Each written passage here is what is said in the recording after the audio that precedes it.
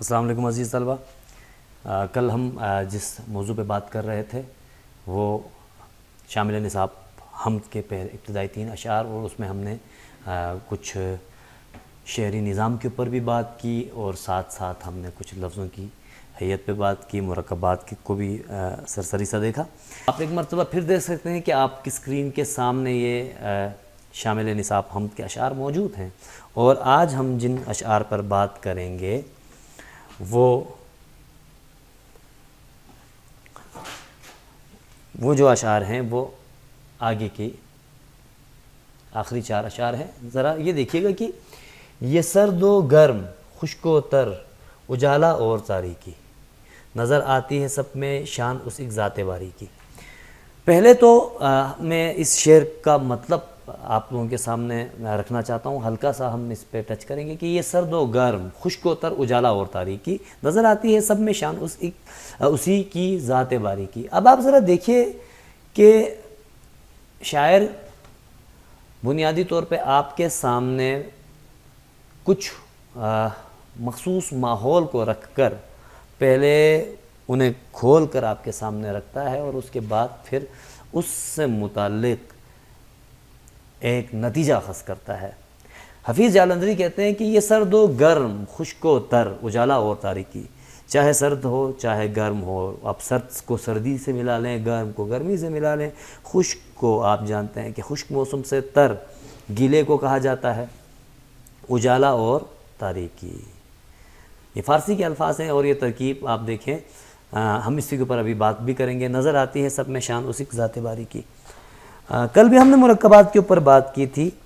عزیز طلبہ، آج بھی ہم دیکھتے ہیں کہ حفیظ جالندھری نے، اگر آپ اپنی تشریح آپ لکھیں تو اس تشریح میں اس پوائنٹ کو ٹچ کر سکتے ہیں کہ حفیظ جالندھری نے اس شعر میں رب کائنات کی تعریف باندھتے ہوئے جہاں یہ کہا ہے کہ کائنات میں موجود ہر چیز میں پروردگار کی قدرت، اس کی شان چھپی ہوئی ہے، کہ اس رب کائنات نے ابھی تک ہم جتنی بھی چیزیں دیکھتے ہیں یا جتنے بھی قدرتی نظارے دیکھتے ہیں، اس رب کائنات نے اپنی کسی چیز کے اندر کوئی کمی نہیں رکھی، بلکہ وہ پرفیکٹ ہے.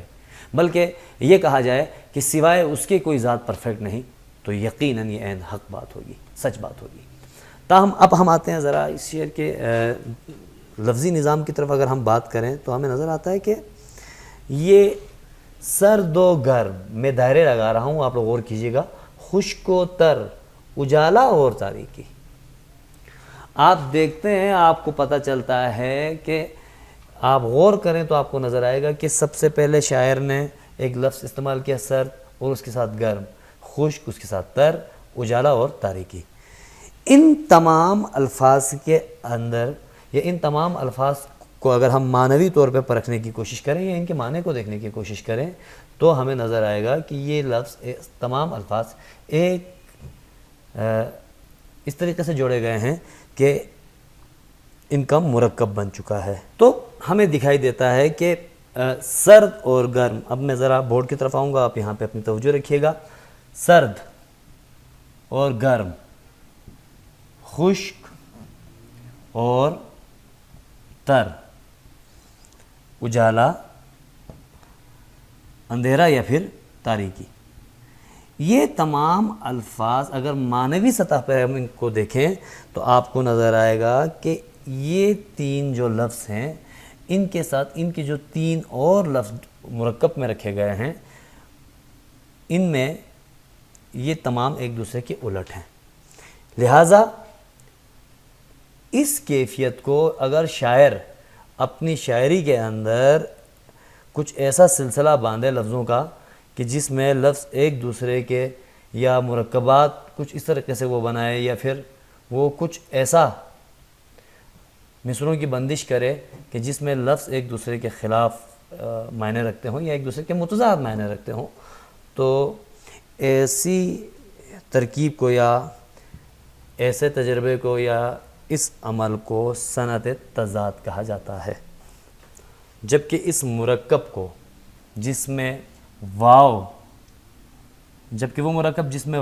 یا اور کا لفظ استعمال کیا جائے اور واو یا اور کے ساتھ جوڑا جائے، جس کو آپ انگلش میں اینڈ کہتے ہیں، دو اسموں کو اگر اور کے یا و کے ساتھ جوڑ دیا جائے تو اس مرکب کو مرکب عطفی کہتے ہیں. اور یہ چونکہ اس لفظ سے یہ جو اور ہے یہ اس کو حرف عطف بھی کہا جاتا ہے تو یہ مرکب عطفی ہے. نظر آتی ہے سب میں شان اسی کی ذات باری کی. اگلے شعر پہ چلتے ہیں کہ وہی ہے کائنات اور اس کی مخلوقات کا خالق، نباتات و جمادات اور حیوانات کا خالق.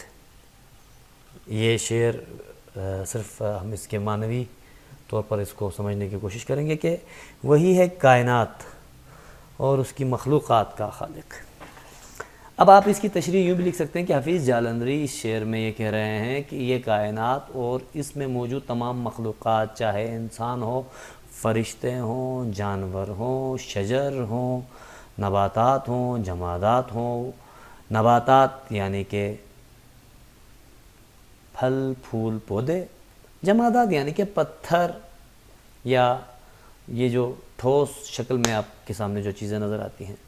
جبکہ حیوانات یعنی کہ وہ مخلوق کہ جس کو پروردگار نے جس کی جسم کے پنجرے میں، حلقہ جسم میں جس کو جان بخشی ہوئی ہے، جس کو جو جاندار ہے. تو ان سب کا خالق پروردگار ہے، ان سب کا، ان تمام مخلوقات کو پیدا کرنے والا یقیناً خدا وند عالم کی ہی ذات ہے. وہی خالق ہے دل کا اور دل کے نیک ارادوں کا. وہی مالک ہمارا اور ہمارے باپ دادوں کا. اس شعر کی طرف اگر آپ توجہ کریں تو آپ کو نظر آئے گا وہی خالق ہے دل کا. دیکھیے عموماً ہم ایک بات یہ کرتے ہیں کہ ہم کہتے ہیں دل کا راز، دل کا بھید، کسی کے دل میں جو موجود ہے ہم کیا جانیں، ہمیں کیا پتہ بھائی، دلوں کے راز خدا جانتا ہے. تو یہاں پر بھی شاعر نے یہی بات کی ہے جو ہم عموماً نیچرلی یہ بات کرتے بھی رہتے ہیں کہ وہی خالق ہے دل کا. سب سے پہلے تو یہ کہ انسان کا دل جس نے بنایا، دل ایک عضو ہے جس کا کام ہے جسم میں کے تمام حصوں کو خون دینا، خون پرووائڈ کرنا، صاف خون کی ترسیل اس کا کام ہے. تاہم اردو ادب میں دل کو کئی چیزوں سے اور بھی جوڑا گیا، احساس کے ساتھ، محبت کے ساتھ، خیالات کے ساتھ، نیتوں کے ساتھ اس انسانی عضو کو جوڑ کر ادب میں ہمیں یہ بات نظر آتی ہے. تو یہاں پر وہی خالق ہے دل کا اور دل کے نیک ارادوں کا.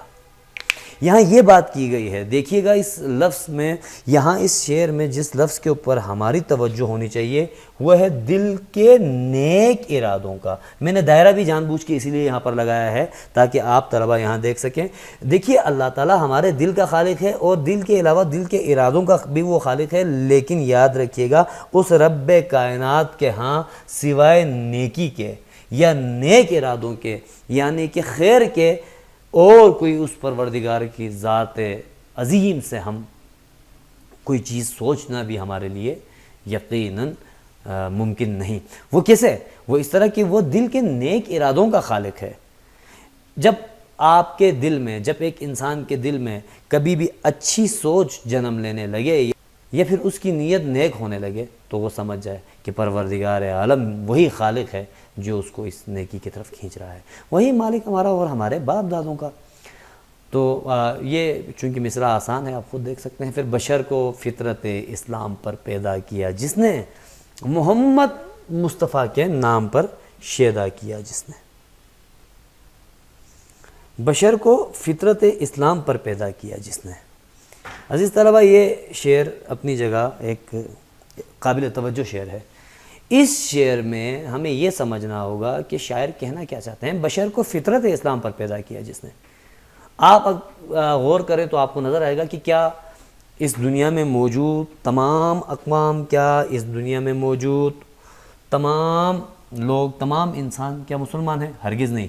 بلکہ ہم دیکھتے ہیں تو ہمیں نظر آتا ہے کہ اس دنیا میں مسلمان یا اسلام جو ہے وہ مجموعی طور پہ صرف اور صرف مسلمانوں پر یہ دنیا مشتمل نہیں بلکہ دیگر مذاہب کے ماننے والے لوگ بھی ہیں. ہندو مت کے ماننے والے لوگ ہیں، عیسائیت کے ماننے والے لوگ ہیں، یہودیت کے ماننے والے لوگ ہیں. ہم دیکھتے ہیں، ہمیں نظر آتا ہے کہ پروردگار کا جو تصور ہے یعنی کہ تصور خالق ہے وہ ہر دین کا اپنا اپنا ہے.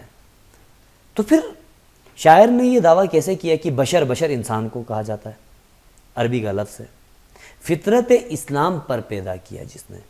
شاعر نے اس آخری شعر میں ایک دعویٰ ایسا کر دیا کہ جس پر ہمیں سوچنے کی ضرورت ہے کہ بشر کو فطرت اسلام پر پیدا کیا جس نے. شاعر کے مطابق اللہ تعالیٰ نے ہم سب کو جس فطرت پر پیدا کیا، ہمارے اندر جو فطرت رکھی گئی بشر کو، یہاں پہ مسلمانوں کو فطرت اسلام پر نہیں بلکہ بشر کی بات کی گئی ہے، تو آیا وہ کون سی فطرت ہے؟ تب ہمیں پتہ چلتا ہے کہ آپ ذرا غور کریں تو اس دنیا میں کسی بھی انسان کو محبت پسند ہے، نیکی، یہ ایک انڈرسٹوڈ اور سمجھی ہوئی بات ہے کہ سب کو پسند ہے. خوش اخلاقی، کچھ چیزیں میں آپ کے سامنے رکھ رہا ہوں، یہ سب کو پسند ہے.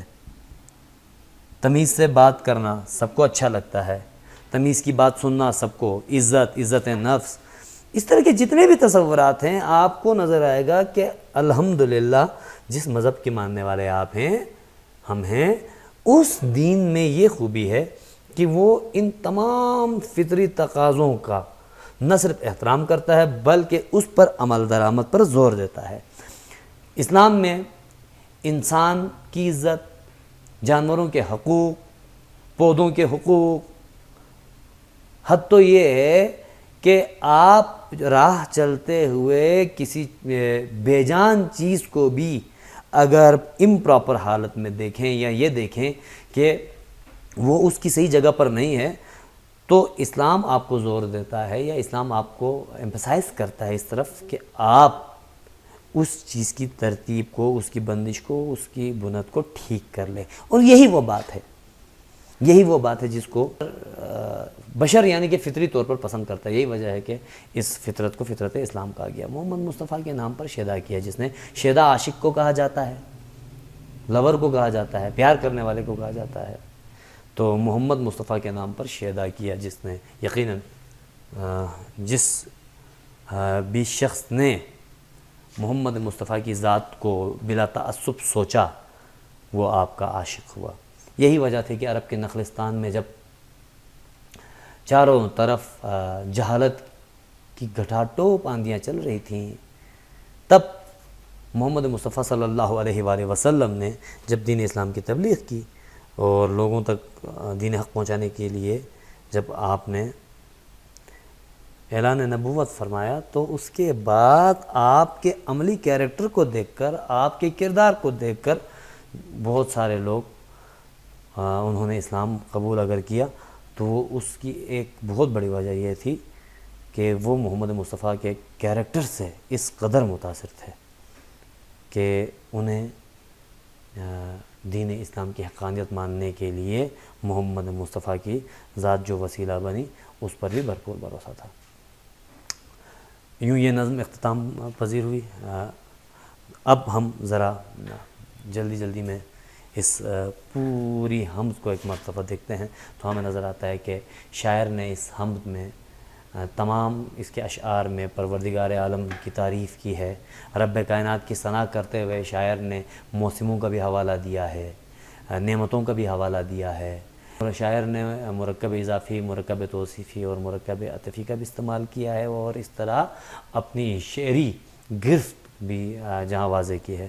ساتھ رب کائنات سے اپنے عشق کا اظہار کرتے ہوئے مختلف طریقوں سے اور مختلف اشعار کے ذریعے آپ تک اپنا مدعا پہنچانے کی کوشش کی ہے. یہ نظم اردو کے مشہور شاعر حفیظ جالندری نے لکھی ہے. حفیظ جالندری اگرچہ قومی ترانہ لکھنے کی وجہ سے بھی وجہ شہرت رکھتے ہیں، تاہم شاہنامہ اسلام، تلخابہ شیریں، سوز و ساز، حفیظ کے گیت، حفیظ کی نظمیں، چونٹی نامہ، یہ ان کی مشہور شاعری ہے. تو شامل نصاب جو حمد ہے وہ اس میں ہم حفیظ جالندری نے پروردگار عالم کے نعمتوں کا تذکرہ کرتے ہوئے رب کائنات کی عظمت بیان کی ہے. شاعر نے کہا کہ اس پروردگار عالم نے کن کہہ کر اس عالم کو پیدا ہونے کا حکم دیا، اور اس کے بعد یہ عالم جب وجود میں آیا تو اس کے بعد اس عالم پر نباتات، جمادات اور حیوانات جیسی مخلوقات کو پروردگار نے خلق کیا، اور خلق کرنے کے بعد اس رب کائنات نے چاروں طرف نعمتوں کے دسترخوان لگا دیے، اور ساتھ ساتھ انسان کو جس فطرت پر پروردگار نے پیدا کیا وہ فطرت اسلام ہے، یعنی کہ فطرت اسلام پر بھی اللہ تعالیٰ نے انسان کو پیدا کیا، اور انسان کے اندر کچھ ایسی خواہشات نیچرلی یا فطری طور پر رکھ دی کہ جن کا حکم ایک طرف اسلام میں ملتا ہے تو دوسری طرف کوئی بھی بشر خواہ کسی دین کا ہو وہ ان چیزوں پر عمل درآمد کو عام زندگی میں بھی بہتر اور اچھا سمجھتا ہے۔ اور یوں آخر میں شاعر نے یہ کہہ کر اپنے حمد کو سمیٹا کہ ان سب کے ساتھ ساتھ پروردگار عالم نے اپنے حبیب جس سے خود محبت و رب کائنات کو ہے، اس حبیب کبریا یعنی کہ حضرت محمد مصطفیٰ صلی اللہ علیہ وآلہ وسلم کے نام پر تمام بشر کو بھی شیدا کیا، یعنی کہ عاشق کیا۔ آج کے لیے اتنا کافی ہے، انشاءاللہ اگلے لیکچر میں ہم دوسرے موضوع کے ساتھ آئیں گے۔ آپ سب کو بہت بہت شکریہ۔